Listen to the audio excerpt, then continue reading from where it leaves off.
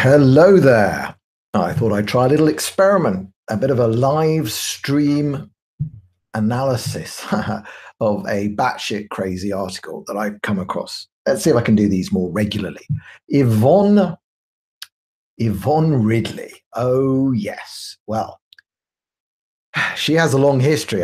Maybe we'll get to the history later, but this is just too good to pass up. Palestine's own Sharpeville massacre by its own apartheid oppressors. This is her. This is Yvonne Ridley, and I'll read some of this and then just comment on it. Be in absolutely no doubt about the significance of the start of the peaceful, you have to call it peaceful, Great Return March, which began in Gaza on Friday and led to 17 Palestinians being killed and hundreds more wounded by the Israeli army and its snipers. That Israel felt the need to resort to violence, blah, blah, blah, blah. Speaks volumes about our brutality. Oh, yes. Okay, wanton slaughter. This has got everything we could possibly want.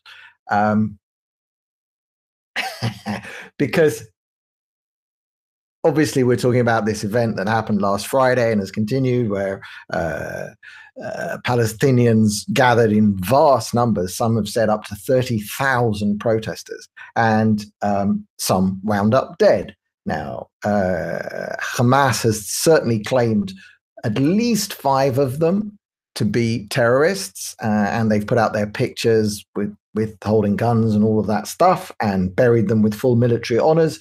Israel's claimed more than 10 that were killed were terrorists. No reason to doubt that kind of thing. It's just silly to doubt it, basically. And but it's, of course, wanton slaughter. Anyway, listen, I mean, the way she continues here, the writing is just brilliant. The wanton slaughter. Okay, 30,000 people show up to a protest, and 15, maybe 17, according to her, are killed. Now, there were hundreds, according to the Palestinian Health Ministry, or the Gaza Health Ministry, which is basically Hamas run. Hundreds, no, were wounded. It would appear to me that they counted anybody with a runny nose from tear gas being deployed within 800 meters of them as wounded. So we've got to take their wounded number as complete nonsense. So she calls this wanton slaughter. Represents a turning point, as even the staunchest defenders of the Zionist state are scrambling to find the words to justify it. I am not scrambling to find the words to justify. To be honest, this hasn't made as much of an international splash as even I thought it would. So we're really not doing that badly, as far as I can tell. Are scrambling to find the words to justify what happened when Palestinians mobilized in their thousands to walk towards the homeland stolen from them. Okay, 800,000 or so Arabs moved out or were displaced from Israel. A similar number of Jews were forced to flee Arab lands over the years, and that all happened in 1948. We're talking about coming up on 70 years exactly. In a few days, it'll be the 70th anniversary of the creation of Israel, or the recreation of Israel. And they're still, of course, calling themselves refugees. The only way they get to define themselves as refugees is this enormously ridiculous idea that refugee is a generational inheritance you can receive from your parents. Palestinians are the only refugees in the entire world who are able to pass refugee status on to their children. Not only that, anybody who had lived in the British Mandate of Palestine for 2 years prior to the recreation of Israel was classed as a refugee. So that was a vast number of people who'd moved in for work. Anyway, nonsense definition. There are probably less true living Palestinian refugees than were in total at this protest. But of course, they all call themselves refugees. It's their identity. It's their made-up, created identity of a Palestinian refugee used to bash us, Israel. Anyway, we'll carry on with Yvonne. Israel does not want the world to know that the UN recognized decades ago that the Palestinians have every right under international law to return to their land. Absolute garbage. Absolute garbage. If 800,000 people left here 70 years ago, their kids, and most left of their own volition, believing the lies of their own people, the Arabs, tell them to get out of the way while they massacred all the Jews. Anyway, so these people want to come out, but I'm going to skip forward, despite attempts, blah, blah, blah, blah. However, the response to this demonstration of people power was shocking, even by Israel's brutal standards. The fourth largest army in the world killed a total, according to her, of 17 Palestinian civilians. Okay, wait. Let's just think about this a little bit. The fourth most powerful army in the world, largest army in the world, according to her, I guess she's counting what it's going to be: China, Russia, America, and Israel. China's got more than a billion people. America's got 300 and something million people. Russia's got hundreds of millions of people. And Israel is a country of 8 and a bit million, maybe 9 million now. And our fourth largest army in the world, which it may well be by numbers because we live in a tough neighborhood, our fourth largest army in the world, carrying out its most brutal slaughter imaginable, even by Israel's brutal standards, was only able to kill 17 people when we had 30,000 targets in front of us. We really, really do suck at killing people in a wanton fashion, as far as I can see. Wounded 1,600. Yeah, of course. Oh, including 150 children. Who takes children to that kind of protest? Anyway, apparently the Palestinians do, because they're desperate for us to kill children.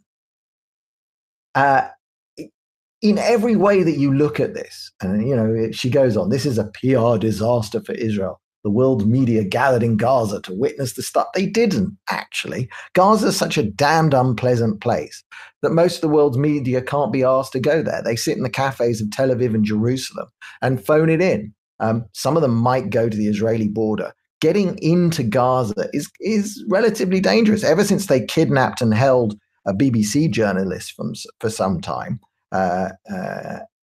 people don't really want to be reporting from inside there. So I didn't see a great deal of international journalists on the Gaza side. I saw a lot of Palestinian stringers making up video and taking photographs, which covered on Israeli Cool in quite a lot of depth.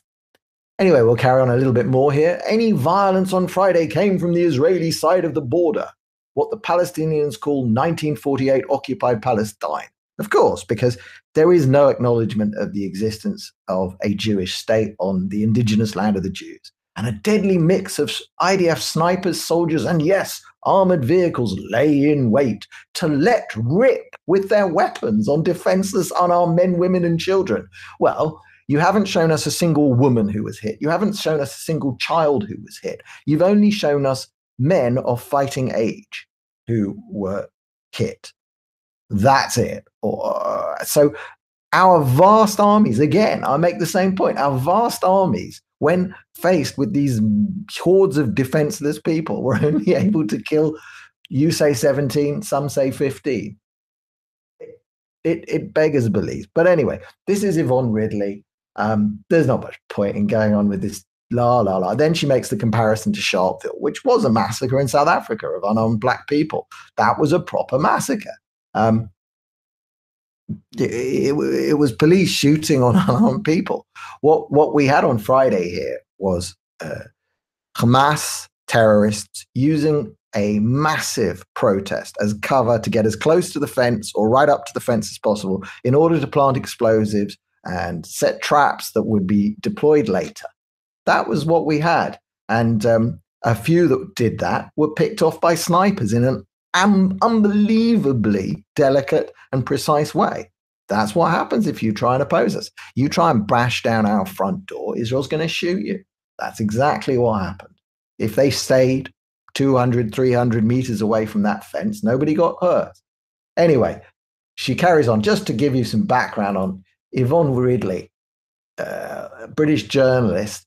What's interesting is that she was captured by the Taliban in 2001, shortly after 9/11. She was one of the first people in there. And she was only held for 11 days, and she converted to Islam while in captivity. That's her story. And she's sort of maintained that ever since. She's gone through a large number of husbands. I'm not sure where it says. I think she's on her 5th right now. And this is who she is. If you want to see more, the site Israeli Cool has just vast amounts on her going back years and years and years. She's been on this kind of thing. She was on the ship that sailed to Gaza, supposedly, the one where our soldiers were beaten up when they tried to land with paintball guns instead of using real weapons. And she's basically just a piece of work. That's all I've got to say on the subject of her and Palestine's own Sharpeville massacre today. Let's see how this, see what you think. I haven't been reading comments. I'll look at them afterwards. Tell me what you thought. Thanks very much for watching. I'll sign off with my own picture just before I go. Speak to you soon. This is Brian of London in Tel Aviv, enjoying the gorgeous weather and having a bit of break from the office. Bye.